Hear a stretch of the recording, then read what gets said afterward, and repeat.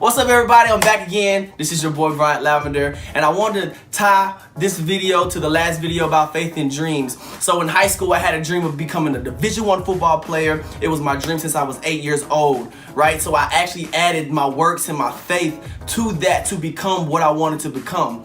But remember when I said in the video that people always won't follow your dream because they didn't see it, but that's because God didn't give them the vision.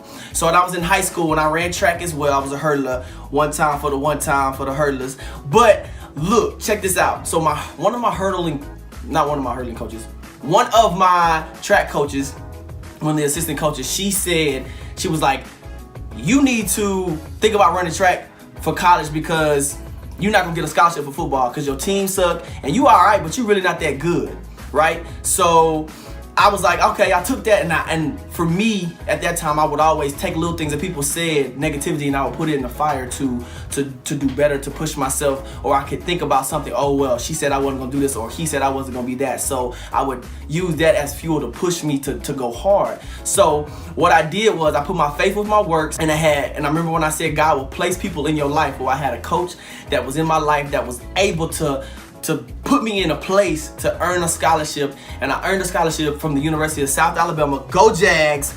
On the 50, right before they started, I was a part of the first team. But in that, what I did was I got my newspaper letter saying that I was going to the University of South Alabama, and what I did was I got the newspaper from my teacher, and I said, can I go take this to somebody? And she said yes. So I went to the coach that said I wouldn't get a scholarship for football, and I walked in and I said, hey coach, I got something you want to read. And so what I did was I took it and I threw it on the desk and I said, read that, coach. And I walked out of her room. Not to prove her wrong, but I wanted to show her that you cannot define me based on what you think I am. That the only person that can define me is God. So when that happens and God said that you are, and he shows you the dream, all you have to do is be obedient. So once again, guys, stay obedient. Fight for what God told you to do. Fight for what God put in your belly, because if she said I couldn't have it, but God said I could, and I went and fought for it, and it manifested into a reality. And I am so grateful that I paid attention and listened to God. So once again, if you hadn't gotten my book, go get it at my website, www.bryantlavender.com. Right.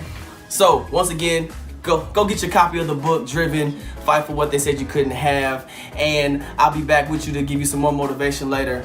Holla at your boy. Much love.